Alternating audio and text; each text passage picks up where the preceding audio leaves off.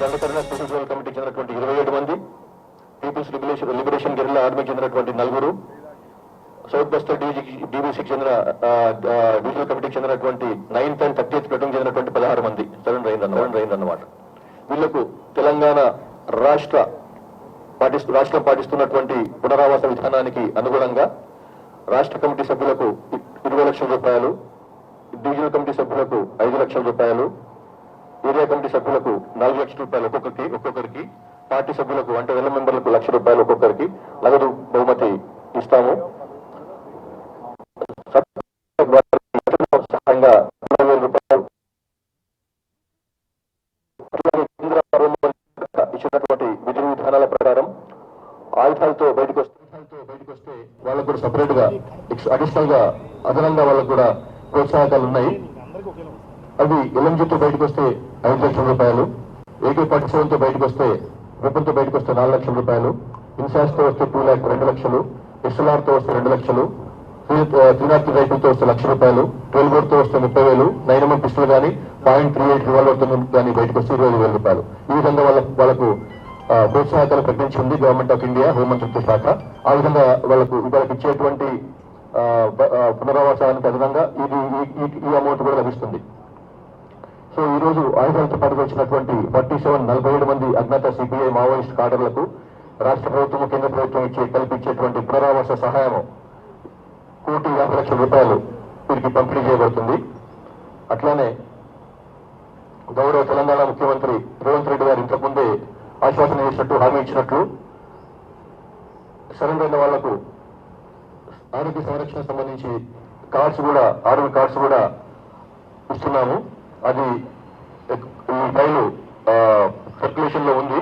బహుశా ఇవాళ రేపట రావచ్చు. లాస్ట్ టైం చెప్పినా వస్తుందని కానీ బికాజ్ ఈ ప్రజాపాలన ప్రగతి ప్రణాళిక ప్రోగ్రామ్ లో అంతా ప్రభుత్వ శాఖలన్నీ కూడా బిజీగా ఉండడం వల్ల అది డిలే అయింది. కాబట్టి ఈ వారం రోజుల్లో వచ్చే అవకాశం ఉంది. ఇది హెల్త్ కార్డ్స్ కూడా కాబట్టి హెల్త్ కార్డ్స్ తోని వీళ్ళకు ఉన్నటువంటి ఆరోగ్యపరమైన సమస్యలు కూడా నిమ్స్ లాంటి పెద్ద ఆసుపత్రిలో వాళ్ళకు ట్రీట్మెంట్ అవుతుంది.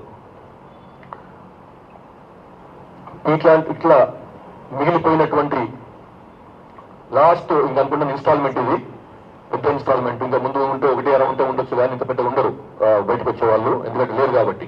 సో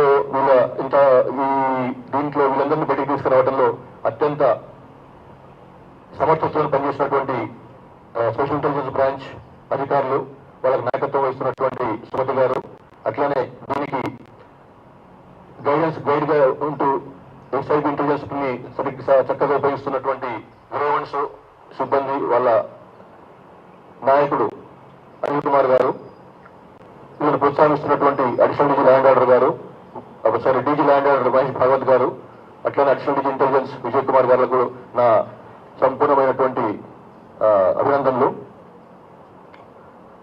తో లాస్ట్ 2 years నుంచి, లాస్ట్ 2024 మార్చి నుంచి మనం లెక్కేసుకుంటే ఈ 2 ఏళ్లలో తెలంగాణ పోలీసుల ముందర చిన్న పెద్ద అన్ని సీనియర్ స్థాయి నాయకుల నుంచి కింది స్థాయి నాయకుల వరకు 818 మంది బయటకు వచ్చి లొంగిపోయినారు. ఆ లెక్కలు కూడా మీకు ఇచ్చిన దాంట్లో ఉన్నాయి. అట్లాగే వెపన్స్ పరంగా చూస్తే ఈ 2 ఏళ్లలో 2024లో 36 వెపన్స్ తోని వీళ్ళు బయటకు వస్తే 25లో లాస్ట్ ఇయర్ 60 వెపన్స్ వచ్చినాయి.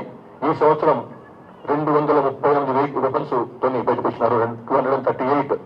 అందులో 48 AK-47 ఉన్నాయి. మొత్తం ఈ లాస్ట్ 2 years లో 58 AK-47s తోని లొంగిపోయినారు. 6 LMGలు, 1 US made Colt rifle, 1 Tavor Israel made weapon, INSAS rifles 48, SLRలు 50, అట్లా మిగతా అన్ని కూడా 303 రైఫిల్స్ 38,